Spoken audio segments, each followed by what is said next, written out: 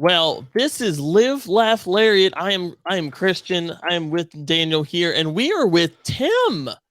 This is so exciting, man. How are you on this? We're recording on a Wednesday, so how are you on this Wednesday? I'm doing well, more than well. We'll get in that a little bit later, but right now, all is well. How are you That's guys? awesome, man. That is awesome. All right, so what we're gonna do is we're gonna talk about your upcoming debut in Las Vegas real quick, right? Yes, sir. Just today, I got announced to being the first time ever in my career and in life, Las Vegas for Pro Studios, Pro Nice. versus Pro Studios. That's Sorry, awesome. Awesome. it's a 3-day expo, Level Up Mania. Mhm. 3 days, Wow. February 17th to the 19th. Awesome. Is there any way that like streaming is happening or any other way that people can watch it or kind of follow that? I'm not all actually sure. All the information that should be, I'm just now getting the information today. Yeah. So once I get all the ins and outs of it, for sure, I'll be putting it on all my platforms on my Okay. Facebook. Right now it's Timmy Lou Retton because of old past lives. Yeah. Absolutely. But yes, on my platforms for my Timmy Lou Retton and my Infinite Man platform on Instagram, the Infinite Man underscore for that. Yeah. So be on the lookout for all the information coming up soon. Yeah. And we'll make sure we have that in the description of this episode and we'll share it with our post as well so everybody knows where to find you. Thank you. Thank you so So much. I'm kind of curious. So from Vegas, like I feel like that's a deal. Is that one of those wrestling like when you have a wish list of where you want to work? Like is Vegas on that list of like, oh, that'd be really cool? Very much so. When I started wrestling, I didn't even plan on making it out of the state. Mhm. Um, to see where I started to see where I am now, Vegas is a very hot spot. It's becoming one. Mhm. Um, and just to be able to get my foot in the door, just to show people what I can do. I've always been able to have people wanting more when just the opportunity. So I feel like this weekend, well, not this weekend, next weekend will be very vital to show and prove. That's Yeah. awesome. It's awesome. That's awesome, man. Whole new audience for you too. It's just like a great opportunity. We're happy for you. You definitely deserve it. All Thank right. And so I'm gonna give you a little background on our story that's connected with you because it very much is kind of defining Mhm. like our relationship with each other in relation to wrestling. I think it was 3 years ago, WrestleCade was the first time we saw y'all, the gymnastics boys wrestle, and it was our favorite match of the Yeah. whole weekend. It was You guys were awesome. awesome. Oh man, that was a crazy weekend. Um, I remember all of it. So Yeah. yeah, Were you guys wrestling Crime Time? no, unfortunately, uh, we were supposed to have that match, but circumstances took that away.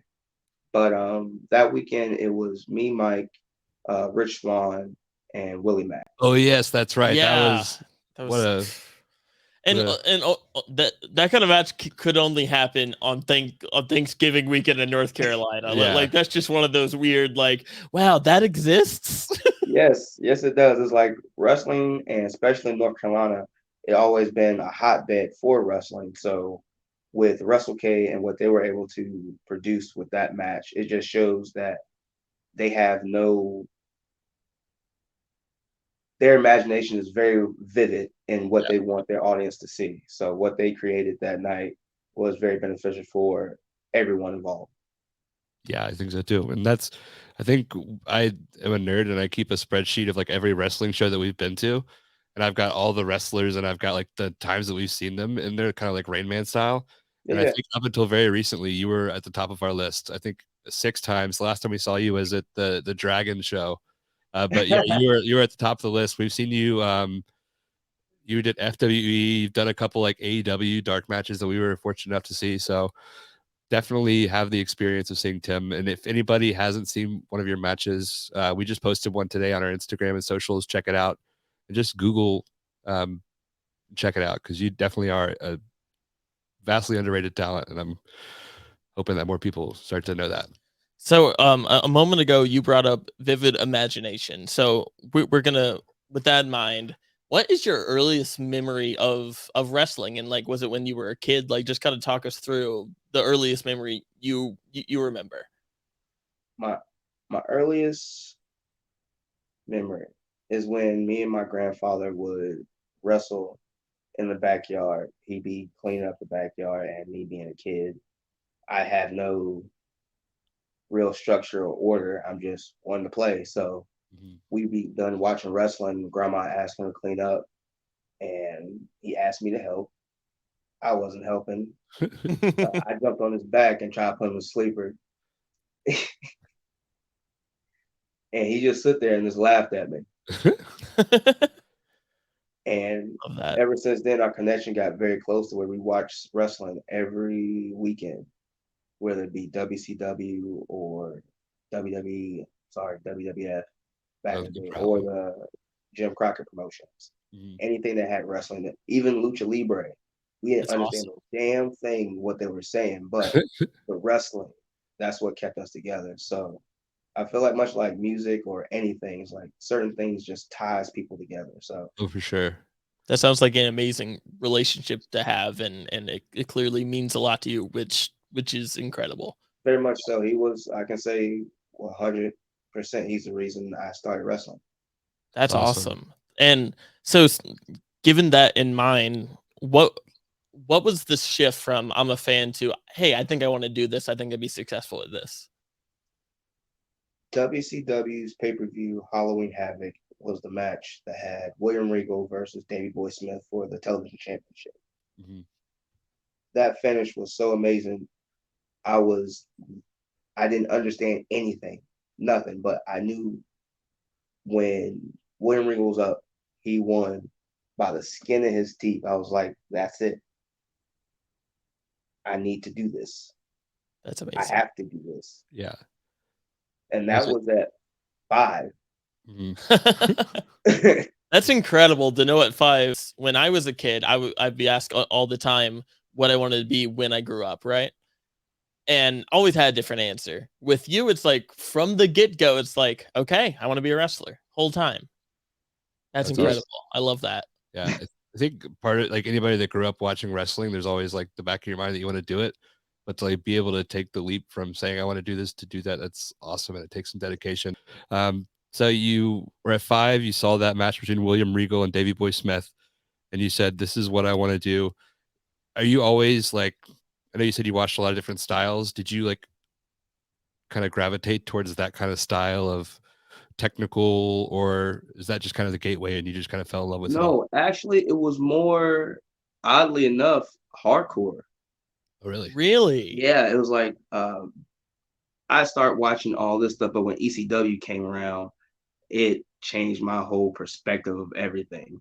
Because it's like I was doing all the flips and all the crazy stuff in my backyards, in school, on the playgrounds, and all that stuff. But it was not really seen like that in wrestling. So I didn't really expect to see that. But when I saw ECW, I saw guys like Super Crazy.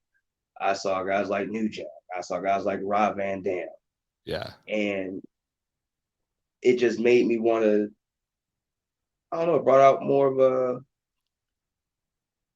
sadistic side, but more intriguing of how people perceive pain in storytelling. Yeah.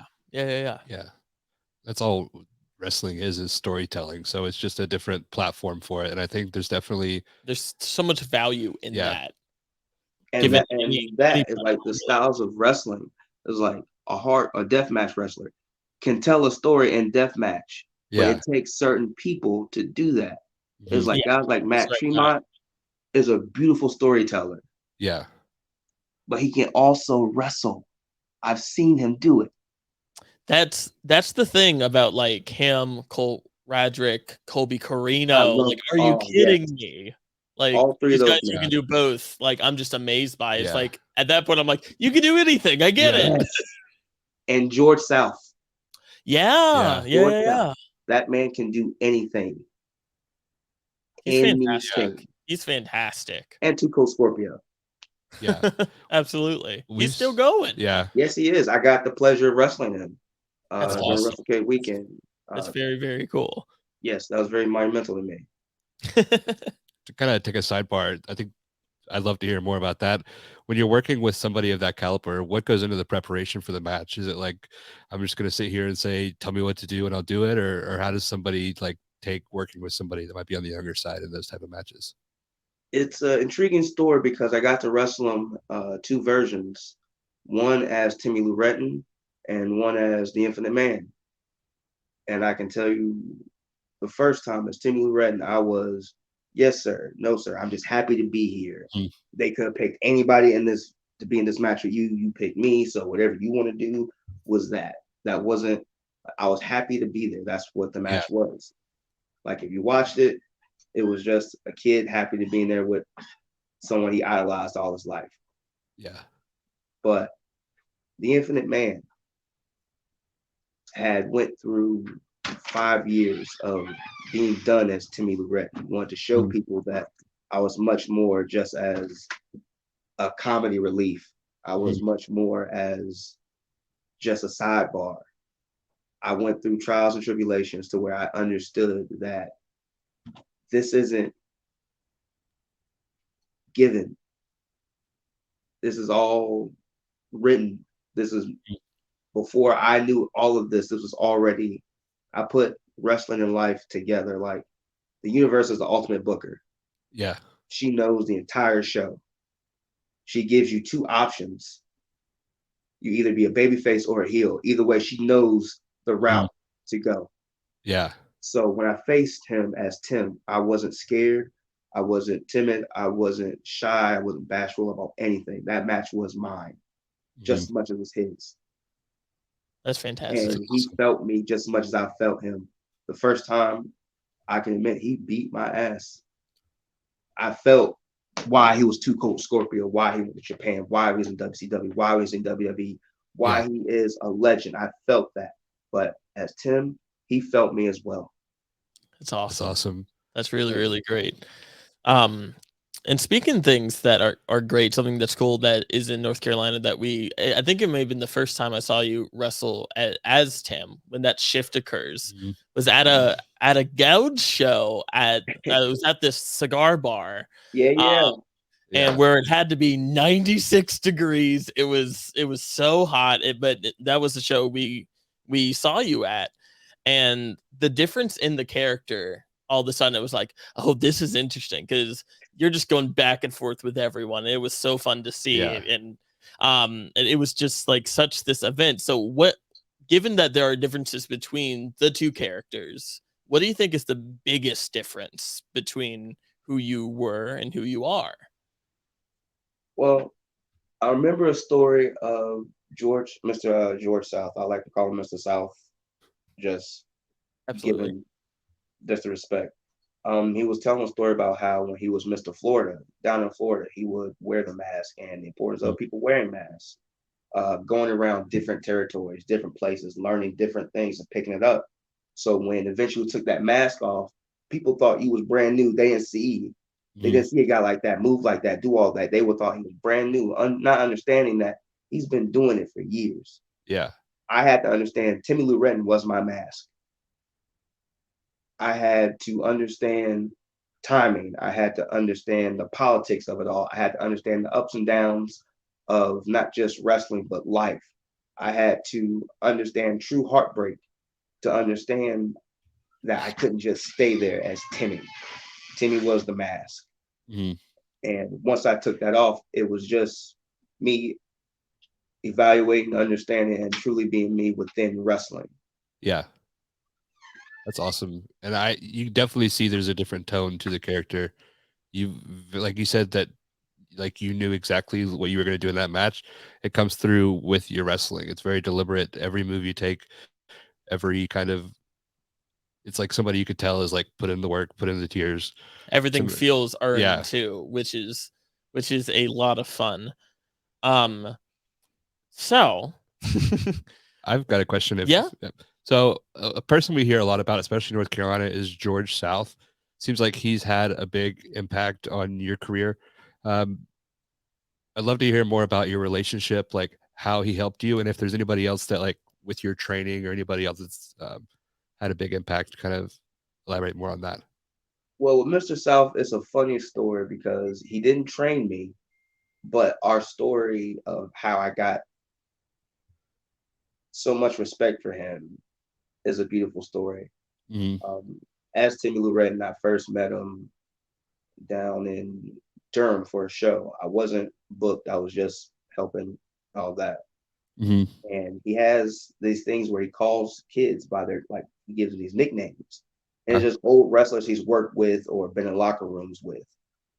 And for me, he gave me Big E because at the time I had a big flat top. I Mm-hmm. was thick on the shoulders and all that. And I wore a singlet. Uh-huh. So when I got the name, it was like, oh man, I got the name.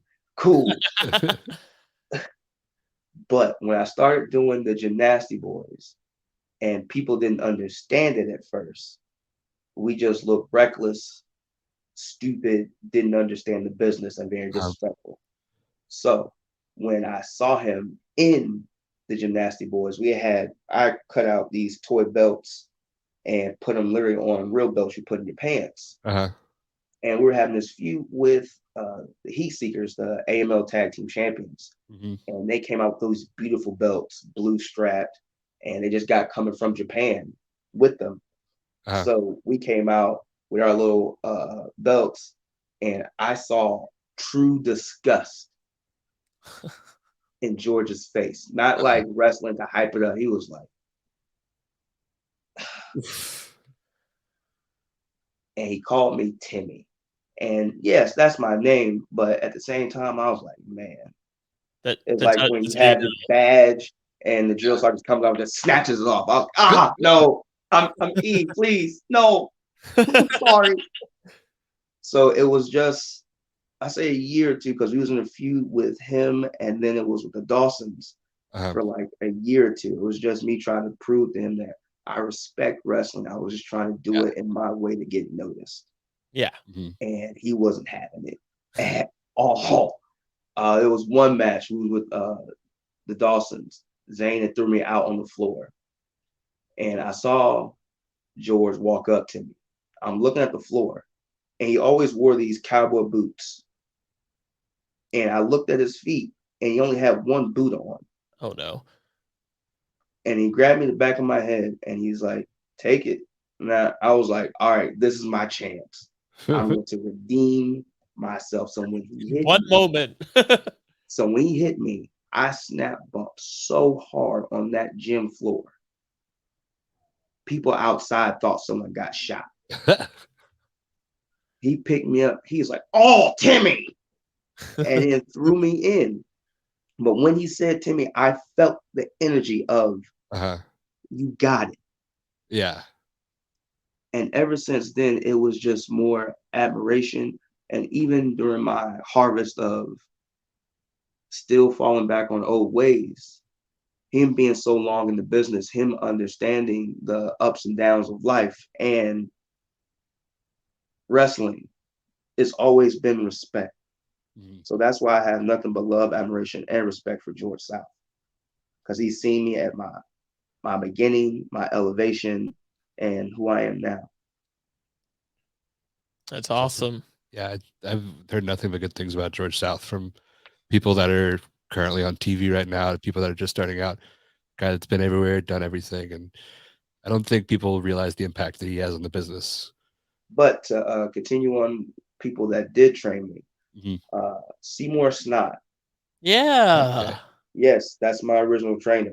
That's awesome. You said you saw me down at Gouge. That's my home promotion. Not a lot of people know that. I started at Gouge. That's awesome. It was.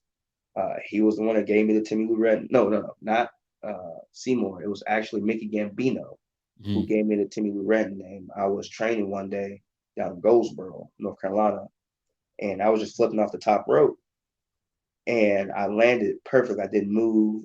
I just stuck the landing, and Mickey was coming in, and he was the Gouge Heavyweight Champion at the time. And when I first saw that belt, I was like, I have to have that belt. Mm-hmm. It was so beautiful. But he just carried on his big, broad shoulder, and he was like, easy there, Timmy Lou Retton. And everyone started laughing. And then I looked at Seymour, and he was like, yes. I was like, no, no, no. Oh, I already had names. I had names. Come on. You saw them. You liked two of them. Yeah. But with Gouge, it was more of a gimmick only source in the sense of Chikara, Uh-huh. but in the sense of a North Carolina scene. And that was my gimmick for a long time. World's wrestling gymnast. Awesome. yeah, that's The excellence of elegance. Do you remember what some of those other original names that you had were?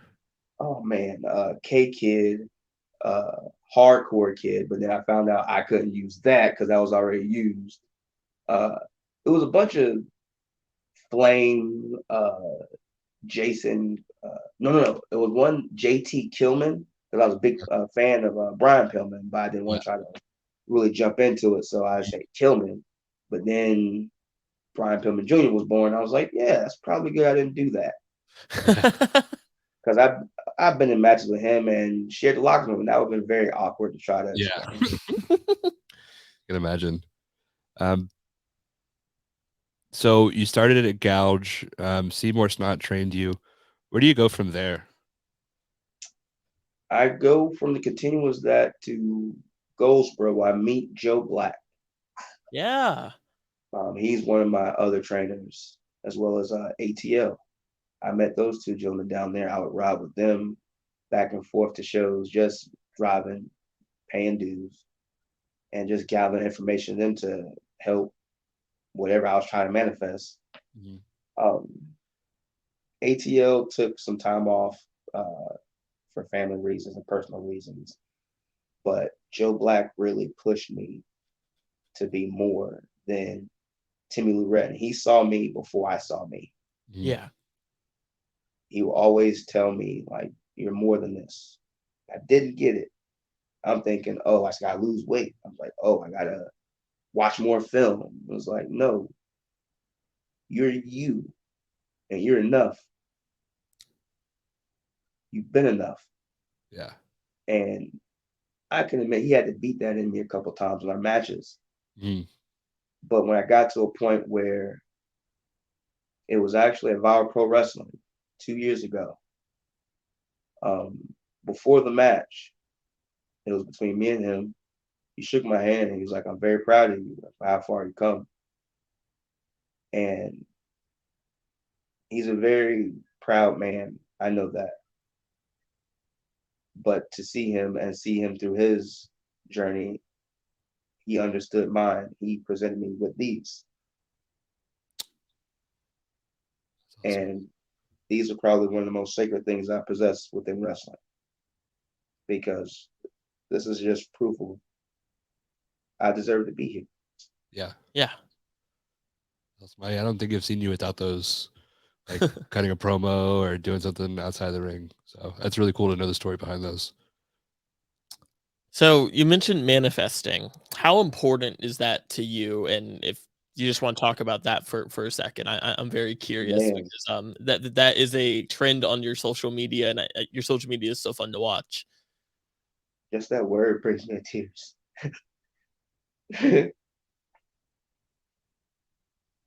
um, I'm in a place where I can admit that as Timmy Lou Retton, I fell upon the the outs of wrestling, the parties, hanging out with stars, and what may come with it. And it took me sitting back and seeing and me hurting people that I really cared about and understanding I couldn't be that. I didn't want to be that anymore. So when the universe, sorry, when No need to You're good. apologize. You're good. the universe removed everything from me and I had to sit during the quarantine, that was probably the biggest blessing in my disguise. I had to sit and atone for a lot of things. How I showed up, how I reacted to things that, thinking back now, didn't even matter. How I said things to people that meant a lot to me. And understanding that if I wanted to keep doing this in wrestling, I couldn't be that in any way, shape, or form. So I just started reading. I just started doing the work and manifesting and speaking things to existence is something that, unbeknownst to me, I was doing all my life. Saying I wanted to be a wrestler, saying I just want to wrestle. I just want to wrestle. And once I got it, I wasn't aware that I accomplished my dream. I'm a professional wrestler. I was one the day I took that bump in that ring, but I allowed myself to think the world less of me. Everything that I showed up to, everything that I'd done, I chose to do. No one pointed a gun to my head. I wanted to be a wrestler, so I could choose what I do, what I say, how I treat people. So I just started asking to be better. Before wrestling, before anything, I had to be better. So I just started manifesting back to what I was doing as a kid. I wanted to be a better person. I wanted to be a better trainer. I wanted to be a better wrestler where individuals in wrestling wanted to work with me. It means the world to me where I see someone get excited that they're wrestling me, or I'm on a list, or someone makes a highlight of me because as a kid, that was what I was doing. As a kid, that was what I was watching. I'm now in a position that people want to do that for me because of how I make them feel. That means the world to me. And like I said today, with the news of making it to Vegas, for the longest time, I wanted to get back to the West Coast. I was over there one time with Mike, and we had a tremendous match with the workhorsemen of JD Drake and Anthony Henry. Yeah. But it was a long time to get over there on the West Coast. How I showed up previously in other ways, in other rooms, it spreads out fast. Mm-hmm. So when I had to start over as a singles wrestler and people didn't want to work with me, I didn't understand. It was like, I wrestled for you before, but that doesn't matter. It's like, yeah, the moves are cool, but if people don't want you in their space, there's no point in it. So I had to do a shift, and it was painful. It was really painful. People that I love, people that I want to reach out to, I know I can't because of things I showed up in that time. I had to forgive myself for that to keep going. Mm-hmm. And there's people now in the business that I share locker rooms with. I know how I showed up as Timmy Lou Retton. It's hard for them to see me as Tim. I understand that. But I keep doing the work because I didn't know any of y'all. No disrespect. I knew none of y'all before wrestling. Yeah. Wrestling connects us. So I'm going to do my due diligence to make this the absolute best while I'm in it. Mm-hmm. Yeah. So, yeah, manifestation is a big word for me because it's powerful. Absolutely. What you say is very powerful. That's Absolutely. awesome. That's thank you so much for being that open and give yourself a moment, if I can say this, to give yourself a lot of credit for how far you've come, even in just this conversation. Classiest. I mean, you're the man. Yeah. And truly, I can't wait for people to hear this because I don't know. I don't like you kind of won my heart over, Yeah. man. Like wow, Yeah. you're the man, and that I respect the hell out of that. And it makes the Vegas thing a lot like I totally get it now. It's because like I didn't like I had to fight so hard to get this, and now you've got Vegas. That's awesome. It wasn't something like, oh, somebody saw your film. Like this is something you had to scrape for and kind of rebuild yourself back up from nothing. And that's I don't know that a lot of people know that just kind of show up to the local shows and like, oh, that's the guy that used to do the flips. And so that's really awesome to hear that story. Thank you. Thank you for allowing me to share that. Absolutely, man. So that show was coming up for you, and are there guys, and I'm sure there are, on the North Carolina scene that you think they need a shout out? people need to know who they are because they're putting in the work? Movie Mike. Yeah, we're having him on next week, so that's awesome that you said that. I've got to experience and got to see his elevation as well, and I get just as joyous of mine as for his, because much like Timmy Lou Retton, it was a different idea. It was something that even within wrestling, all its gimmicks, it wasn't presented that way. And people didn't see it. The only person that really saw it was him. So for him to be consistent, for him to keep pushing through, as much a lot of wrestlers like that, but him specifically, I'm so proud to see him just shine through and keep doing that, because I know it's going to elevate him to something bigger. Yeah. He handles himself like a true pro, like every aspect of the business. Always. From what I can see, at least. Besides his cheat meals, they're disgusting. Mine's not even better. What is your go-to cheat meal? Cookout. What's on that tray? I gotta know. All right. I'm gonna give you one of them. I can't give you all of them. Okay. Okay. Okay. This is my dirtiest one. A double cheeseburger with bacon, cheese, lettuce, ketchup, and chili. You let the chili sit on it so it festers in the bun and it seeps through all that. Then I get chili cheese fries. Then I get a chicken quesadilla with extra chicken and bacon, and a sweet tea. It sounds like I just need to go real quick. Yeah. Because that sounds incredible, man. That's awesome. It's my dirty Diana. I feel like my body would hate me if I did that the next morning. Oh, it does. It hates me a lot because it's not like it's getting unused to things like that. So when I treat myself, I have to pay for it later in the gym. That's awesome. I mean, that's okay. Yeah, I want to make sure we're cognizant of your time. So I kind of like maybe 2 questions left. Yes, please.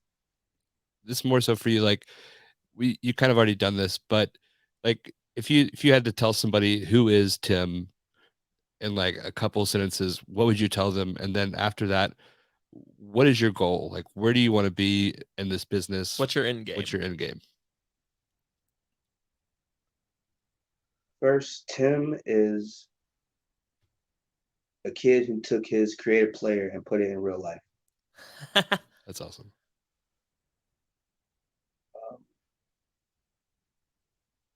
All the while still trying to figure out the abilities of life. My end game, I'm gonna be very transparent. It took me a long time to get to where my mindset was not based off being selfish, because I come from a family where, yes, we all have a goal, but if people are together, we're all together. And lessons have taught me how trying to bring others with me could slow up my process and what I've been trying to manifest. So where I am now, my end goal, Japan, WWE, Impact, AEW, TV, to where people can see what I can do. Yeah. Yeah. As much as I love the indies, I absolutely love the indies. I'm in a place now where I need to be seen. I've done the points, the matches where I can either be your curtain jerker or I can be your main eventer. I can wrestle your indie stars. I can keep your veterans safe. I can keep your Hall of Famers safe to where they love me and they know me by name. I have people in the industry that know who I am. I've wrestled them. I've kept them safe. I've protected them from breaking their necks. I've driven them hours on end. And I'm talking world champions in promotions that are very regarded high. Yes, in Ring of Honor. Yes, in Impact, like I stated. 78% of the names known on the industry now, I've touched. And I understand how I showed up as Timmy Lou Retton. People really don't want to put their name on that. But put your name on Tim. Put your name on Tim, me. Because I promise you, that name is not going to fail because that is infinite. That's awesome. Yeah. That's great. We could probably talk to you all night. I think we just kind of scratched the surface. We'd love to have you back on, kind of talk more. I'd love to be back. Yeah. If you had to tell somebody, like, give them a match for them to watch that kind of shows who you are, what would you give them, or what would you recommend that they watch?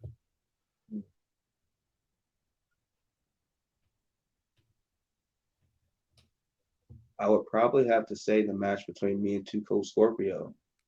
Yeah. It's on AML's website. That one or one on YouTube. Me between Jackson Drake. Yeah. Okay. Yeah, I think we put that on earlier, one of our match of the days. That's a great match. Is that PWF? Yes, it is. Okay. It'd be interesting to see if he's also up there on the list of like how many match of the days too, because Yeah. there have been quite a few. Yeah. And that kid, he is so talented. Yeah. I love him. Him and Jay Malachi, especially when they were wrestling prodigies. That name just it gave it off right there. Yeah. It's like when Art Anderson gives you his seal of approval, like those kids were destined to be in this. So yeah. So beyond talented. I'm excited to see where they go. I know Jay Malachi had a huge year last year, and sky's the limit for him. Same with Jackson Drake. That's awesome, man. And this has been so great, and we want to be so respectful of your time. So this was Live Laugh Lariat with the Infinite Man Tim. This was awesome. Thank you so much.